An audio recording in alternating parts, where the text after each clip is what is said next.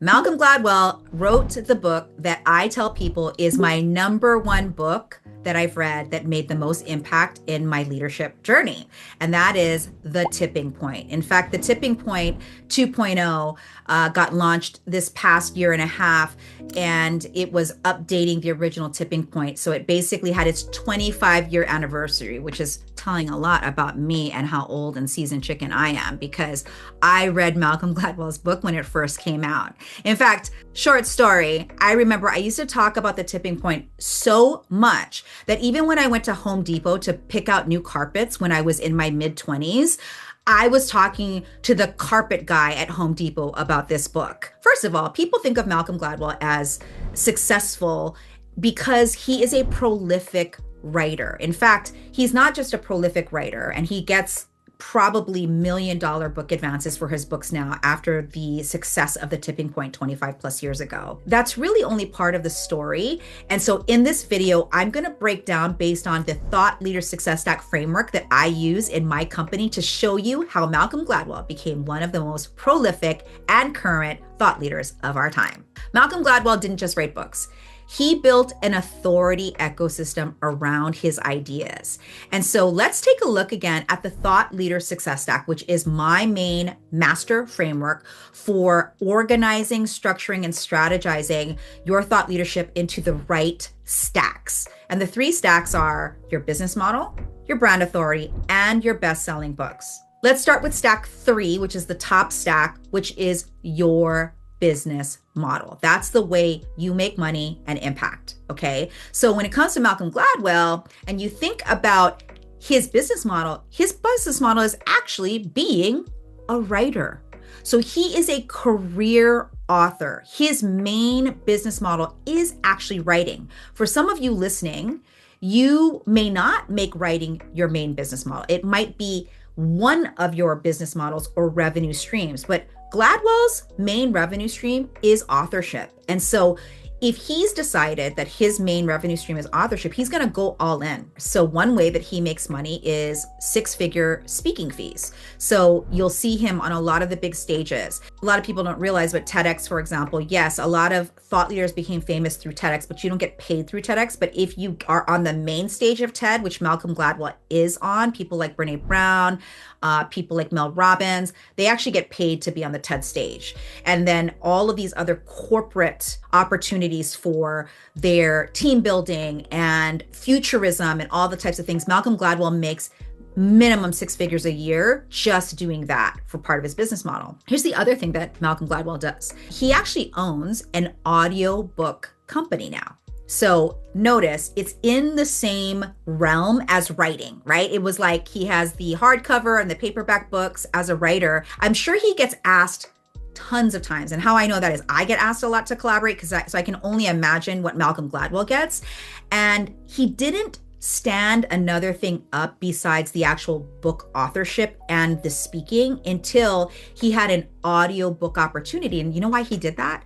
Is because he started getting tired of the same old ways that people were like doing audio recordings. And so he wanted to put more animation and dynamics inside of audiobooks. So his company now specializes in actually like making the listening experience an adventure. If you listen to Adam Grant's books, he actually uses Malcolm Gladwell's company to do all of his audiobooks. So that's an example of it's in the same realm when it comes to the business model, and he's not straying way outside of it. Now, I'm sure he invests in other things, but those are not the visible business model things that he sells. So that's an example of how Malcolm Gladwell manages his business model, and his books fuel his revenue, which is stack 3. All right, stack 2 is about brand authority. It might seem obvious to you that because he's seen as a thought leader by many people, that's it. Well, what's really it is that because of the books he's written and the way that he's approached his books with a thought leadership mindset, not just this is how to do things from step 1 to 10, right? It's more like he makes people think differently. And that's what thought leaders do. And when you make people think differently, what do?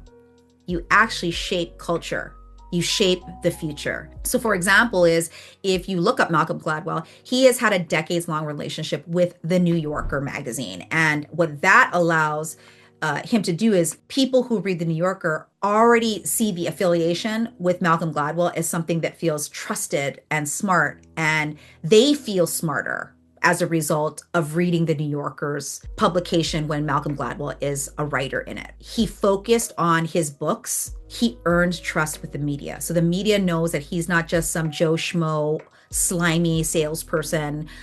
He actually has a body of work that they can count on, and that they don't get canceled themselves by featuring him, okay? That's why this long game view is really important, that he's not looked at as like a promotional partner. He's looked at as a thought partner that gives them more gravitas. As I was speaking about, when it comes to audio company as part of his business model, as part of his brand authority, he actually started a podcast called Revisionist History. And that amplified his authority and like allowed him to take all of the books he's written and kind of point to them in shaping stories and interviewing people about the different ways that we've revised history through writing. And then finally, the most obvious stack that he does is his books. His best-selling books, if you read them, and I highly recommend you do because they're really, really good, is that he has intellectual consistency across each book. He has like this one worldview, which is revisionist history. Like, how is history written by the players? And it's funny because you'll hardly ever hear Malcolm Gladwell's books being referred to as brand books. But as far as I'm concerned, as a brand strategist, to me, culture is brand. History is brand.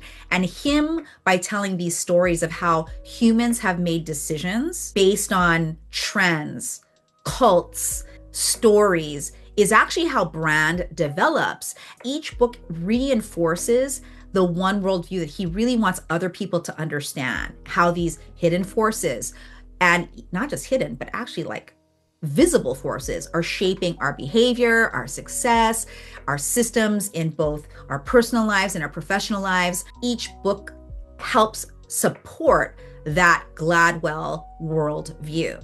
So whether you read Tipping Point, Outliers, Blink, all of these books have that through line. And in the Thought Leadership Collective, which is the incubator for thought leaders that I run, this is the type of through line and worldview we want to help develop in your body of work, because that's what's going to help you have everything that you may admire in somebody like Malcolm Gladwell, who 25 years after he writes his first book is still just as relevant, just as sought after, and even more so, okay? So this is what I mean, thinking long-term and getting wins along the way, right? He didn't just become a thought leader. He came into it because he approached his work with the level of standards, excellence, really like shared his thoughts outside of him, and that sequencing and prioritization really help you build a thought leadership career and the gravitas that you really desire, and that your authority is built not just now, but it's compounded over time, so that all of the things that you wish for, which is to get seen, heard, paid, rich, and respected as an authority in your field, that's how it actually happens. So what do we learn from this video? Well, the first is, I hope that you've learned that this is not for you to copy Malcolm Gladwell bit by bit. In fact, if that were true, and if I did that, I would be woefully unsuccessful, because I'm not Malcolm Gladwell and neither are you. You are you, and you have a body of work that is needed. And it's more that I want you to take away, what does it take? What kind of different way do you have to think in order to create and stack that thought leadership now and over time? And this is why I built the Thought Leadership Collective. I want to help 1,000 thought leaders and would-be thought leaders publish best-selling books that compound into durable influence and income, that becomes AI and tech agnostic, to be as durable as the great Malcolm Gladwell himself. So thanks for watching. I'll put another video on your screen that I think you'll love to see next.